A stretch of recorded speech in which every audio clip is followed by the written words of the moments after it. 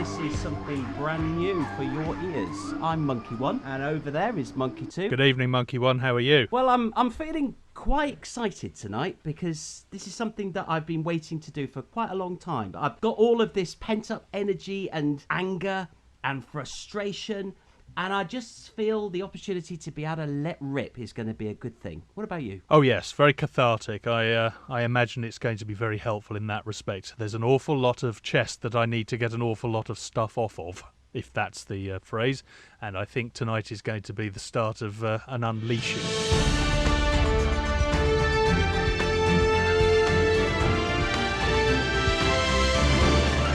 This is BrassMonkeez. This is our first episode. We're not here to be offensive. We're not here to upset anybody. But we do want to maybe just expose some of the hypocrisy, stupidity, and potentially corruption that we see in the world around us today. Whether that's national and international governments, individuals, wealthy oligarchs, or whoever it may be. If you've got a story that you think we should be touching on, then please do get in touch. The details on how to do that are on your screen as you listen to this.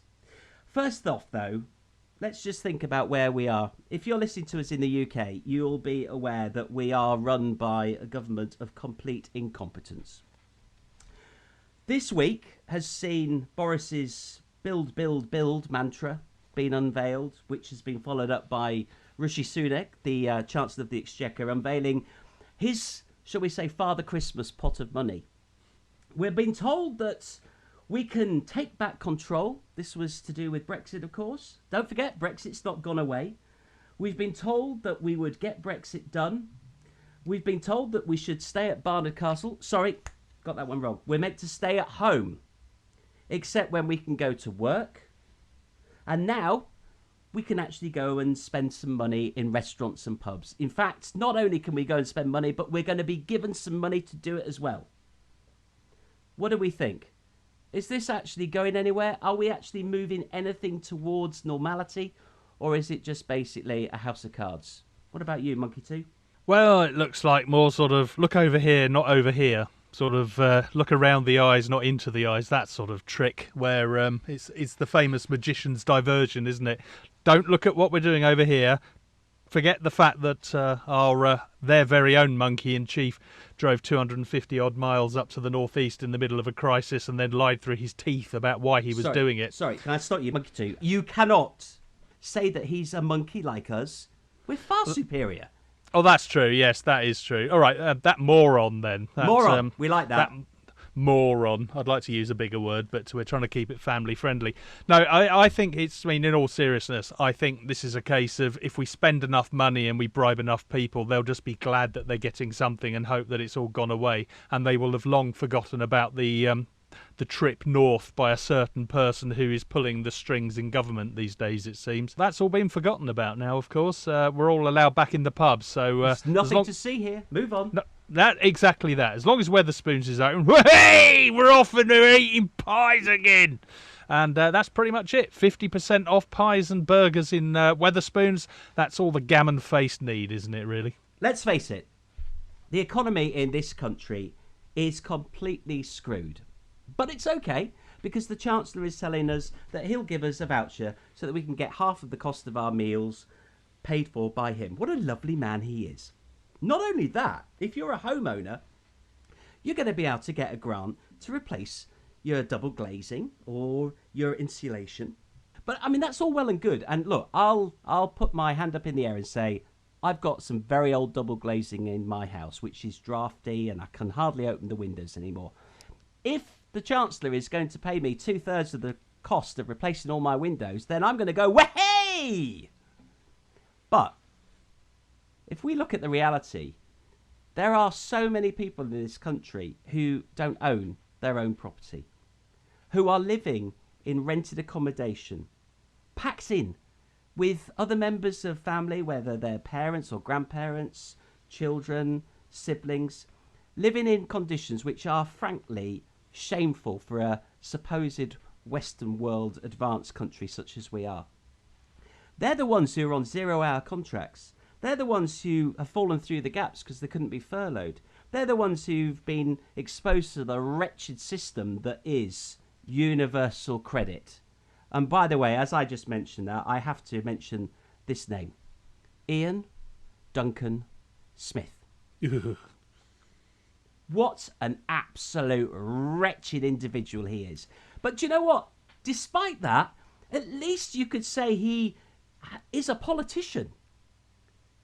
When you look at the rest of the people who are supposedly running this country, who the hell are they? Boris, the great orator. The man can scarcely string a sentence together. It's all wah, wah, wah, wah, wah, wah, wah, wah, wah, wah, a bit of Latin, wah, wah, wah, wah, wah, wah, wah, wah, wah, wah, when I was mayor of London, wah, wah, wah, wah, wah, wah, wah. He's a cretin. He's Sorry, a twat. I need to calm down. I agree wholeheartedly, and bearing in mind the man can't string a sentence together, for a man who made most of his career as a journalist, that's quite scary, really. It tells you an awful lot about the... He was sacked for being a journalist who lied. Well, he's now a politician who lies, so, I mean, he's made the progression. And he's done it this week. He stood in Parliament and basically said that he wasn't blaming the care workers when he said that they hadn't followed the rules. He was saying, because we didn't know what was happening. I mean, he's beyond contempt. Oh, the man's an utter arsehole, and I would gladly see the man nailed to a wall using chisels. But I think that would be a rather bad use of chisels, to be honest. I was always told, look after your tools, and there's a big tool in Parliament at the minute. But just for the avoidance of doubt, we are not actually calling for Boris's head. Just anywhere would do. The rest of him will be fine, yeah. Upside down from a lamppost a la Il Duce, 1944. Your commander-in-chief has been found literally banged to rights driving up the A1M about as far north as you can go before you hit the border with Scotland during a time where he himself was advising the government, was telling us all that we shouldn't be doing any such thing, yet his family, infested as they were with coronavirus COVID-19, drive the 250 odd miles to the northeast of England to go and relocate themselves, and then add another 30 miles round trip to go and check your eyes. I'm doing the air quotes here that you can't see.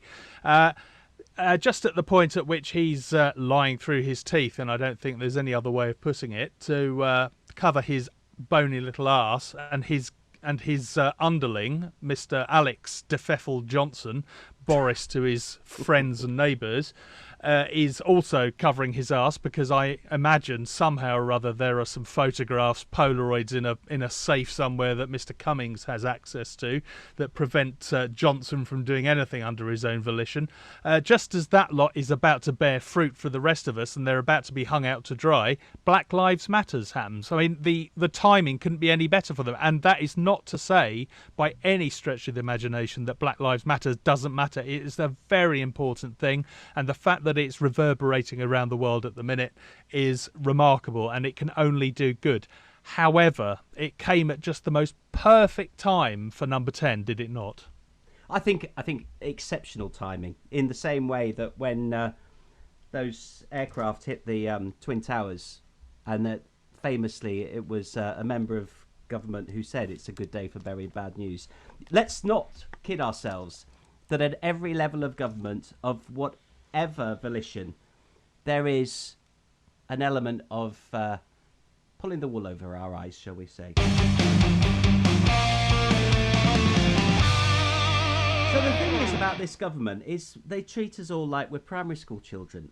What is it with slogans? I mean, we had, as we said at the start of this episode, we've had the "Get Brexit done," "Take back control," "Stay at home, protect the NHS and save lives." And now what have we got? Eat out to help out. Monkey 2, help me on this one, please. Well, the schoolboy in me just sees the puerile, innuendo-laden nature of that phrase. I'm not even going to go into it. Look it up if you don't get it. I think most people of a certain age will know what eating out means. It's Do you know what? You've just taken me to a very dark place. Really? Oh. Stop it. Yes, the playground potential is wonderful there, isn't it? Like getting your tops and fingers. We found our level at last. Yep, that's it. How low can you go? I don't know, Jack Russell. Well, I'll tell you what. That's a different joke. You could ask our Prime Minister about how low can you go, because he seems to be very good at going well below the belt Yeah, in so many there's- different ways. Do you know, I wasn't a great fan of Theresa May. I was not a great fan of David Cameron or, indeed, Nick Clegg. Ooh. But I tell you what, You'd have them back in a heartbeat, wouldn't you? seriously would.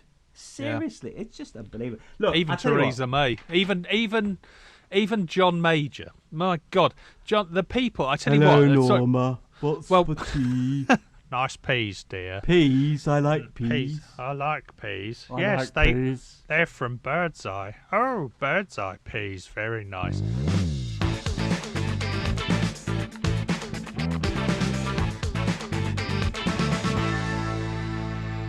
A few months ago, you'll remember that I was moaning quite a lot to you about the fact that I'd been clocked by Her Majesty's Constabulary for speeding. Oh yes. I was on a motorway. It was the middle of lockdown. You're not allowed to ask me why I was on the motorway in the middle of a lockdown, but it was very important business. But the reality is, unfortunately, on that particular day, there were members of Her Majesty's Constabulary out with their laser gun, and I got done. I got clocked. I got my notice of prosecution, and I'm so glad I didn't do this, and I have to say, Monkey 2, that's down to you, but I was at the time so incensed by the fact that I'd been done for the speed I was doing, which was excessive, but not that excessive, particularly on a very quiet motorway. But I was going to appeal it. I was going to go to the magistrate and argue the toss. But wisely, Monkey 2 said to me, just wait till they send you the letter, admit that you're the driver, and then wait and see what they offer you. And sure enough, I got a letter and it offered me 3 options. It said, we'd like to re-educate you. So if you'd like to be re-educated, tick this box. Or you can pay £100 and have 3 points on your licence because you were speeding. Or, option 3, you can go to court, stand in front of the magistrate and try and persuade them that there was a legitimate reason for you being over the limit. You have to be a bit of a muppet not to go for option 1, which is to be re-educated. And being a monkey, a very, very wise monkey, I opted for my re-education. And normally these are done, in a group of people. You go to a venue. Because obviously of the lockdown, they weren't doing these physical meetings. They're doing them online via the platform of Zoom, which of course most people are now getting familiar with if you're having to work from home or whatever else. And I was like a little bit, I don't know. Shall I just say I was less than excited about the prospect of it. There were 9 of us on the course, and the first thing is there's no average speeder. So on my course was me, Monkey 1.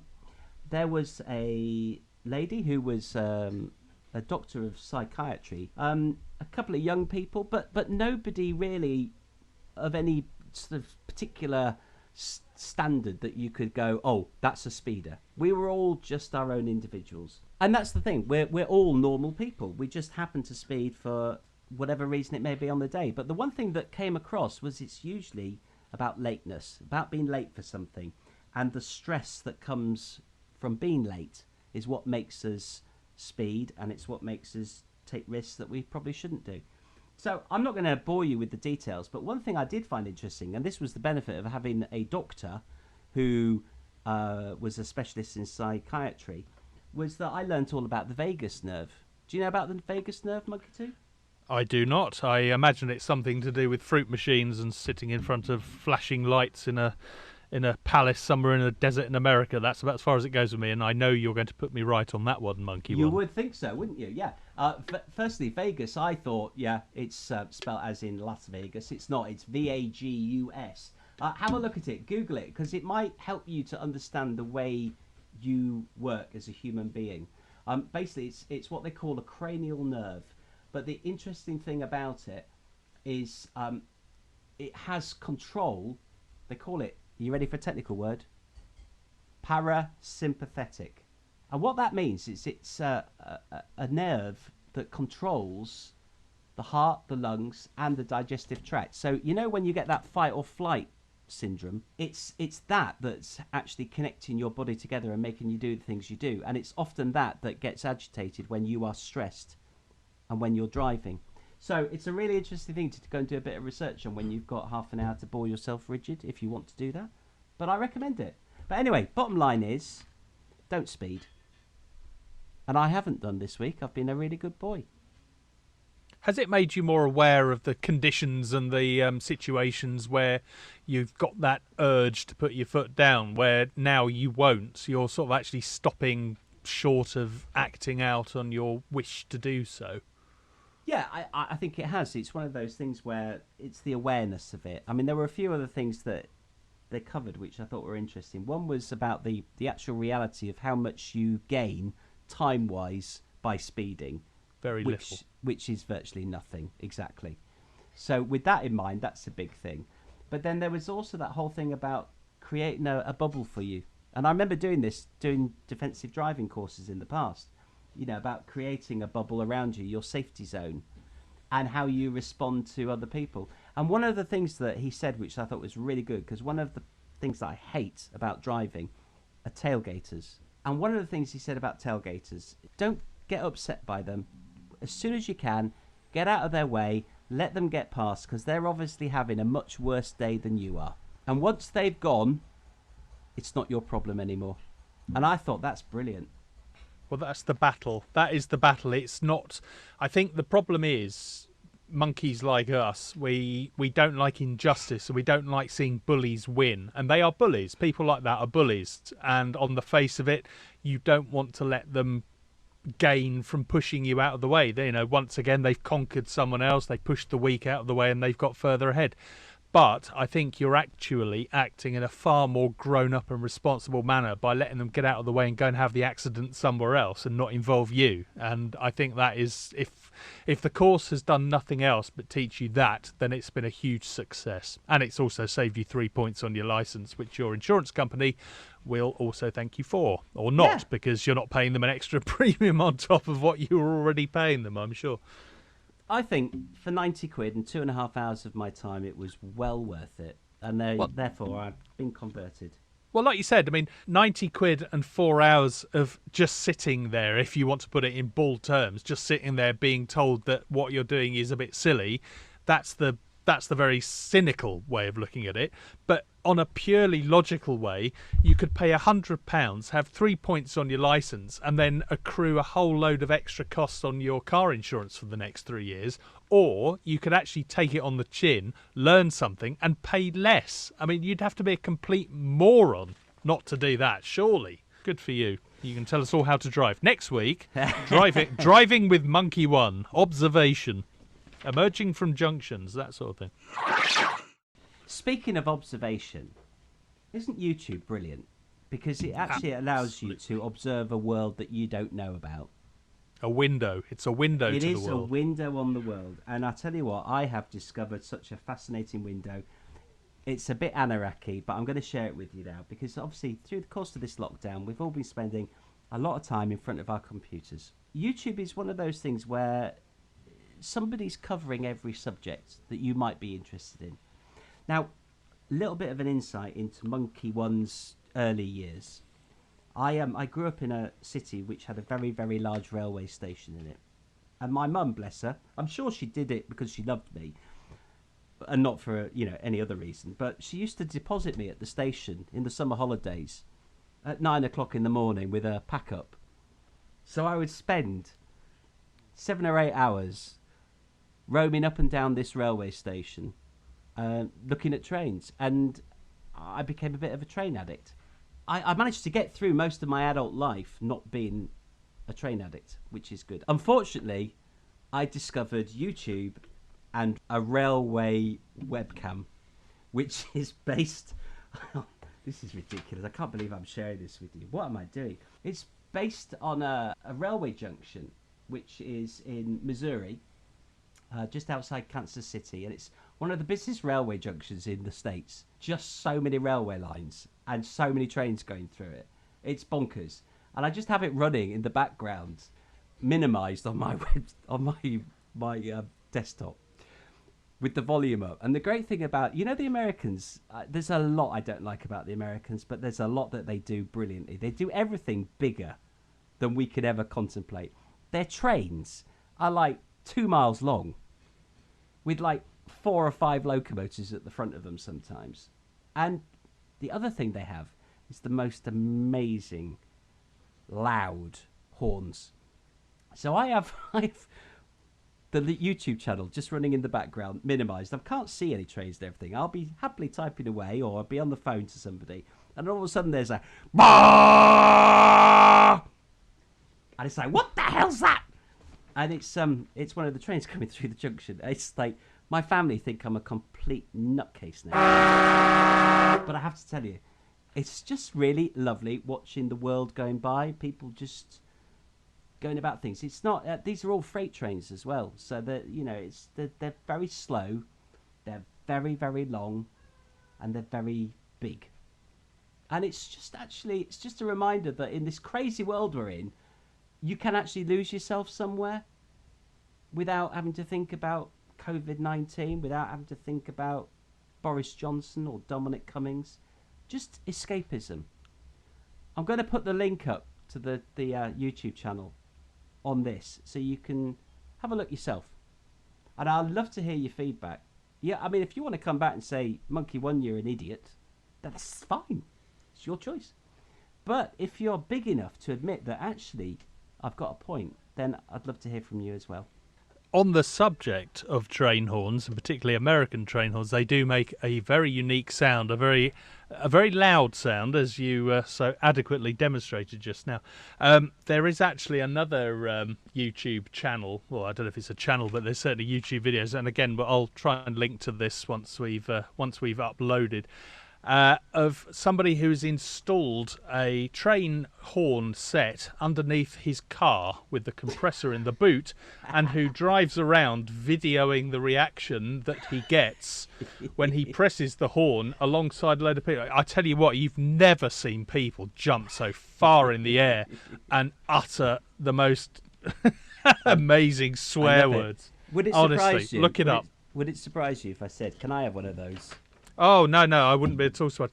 I mean, you do now get them. I mean, where the Americans lead, quite often we follow for good and bad. And, for a long time, American police cars, fire engines, ambulances have had the big bullhorn, haven't they? And now I think you've started seeing our emergency vehicles getting these things because they draw attention. They get you out of the way bloody quick, because they're not something we're used to. And even if we are becoming used to them, they still make such a racket, and they're so different to any other noise you would normally hear out in the high streets of the British Isles. I was walking down Pimlico the other day, and all of a sudden there was this frightful noise. I practically shat myself, I'll have you know.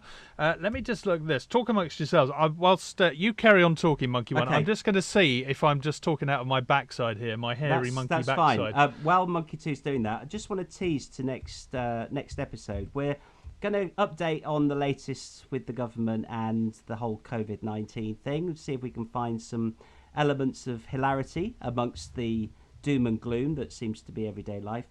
Also, we want to hear from you as well. So if there are any subjects that you'd like us to talk about, then, hey, we're here. I want to finish off this episode, though, with a little bit of a chat about Sweaty Andrew, otherwise known as the Queen's favourite son. His Royal Highness. Do we have to call him that? I mean... I hope not. I mean, he's not even a functioning royal, is he, at the moment? Well, he's not functioning anything. He can't even sweat like normal people, apparently. Anyway, Sweaty Andrew and some geezer called the Epstein who committed suicide, apparently. Was suicided, I believe the phrase is. I believe he was suicided. But anyway, his girlfriend... this is Epstein's girlfriend, by the way, as described by Sweaty Andrew. But I have to admire Newslight and Emily Maitlis for that brilliant interview she did with him, where she gave him enough rope and a little bit more. But Sweaty Andrew described Maxwell basically as Epstein's girlfriend. I think it's really interesting now that she has been brought into custody. Is she going to sing like a canary? Is she getting round-the-clock security? And what does it hold for Prince Andrew and other important people names of which we may not yet know. I'd like to think there's prosecution in the stars somewhere along the line for that particular individual, but I fear, given the influence the man has and the reverence with which still the royal family are held in this country, he's not going to be heading statesward anytime soon, sadly. I'll tell you what, though, it's great, isn't it? Because the one thing you can say that Ghislaine, I believe that's the correct way to say her name, the one thing she's done is she's put the Maxwell name well and truly back on the map. It's been hasn't she just? It's been a few years since good old Fat Bob fell off his yacht under interesting circumstances. With a very big splash. And took a huge amount of money with him as he went. She's done a brilliant job of putting the Maxwell name back in big letters on the front of our newspapers. It may not be the Mirror Group anymore. It's on every paper. But I think interesting times ahead, and I would imagine that Sweaty Andrew's sphincter valve is possibly in overdrive at the moment. Oh, I'd like to think so. There's all sorts of stories about Andrew believing that everybody else is subservient to him. I mean, let's be honest. I mean, he's been brought up to believe that, hasn't he? Plus, he's had a career in the military as an officer, where everyone is obviously subservient, which is like a microcosm of Britain to him.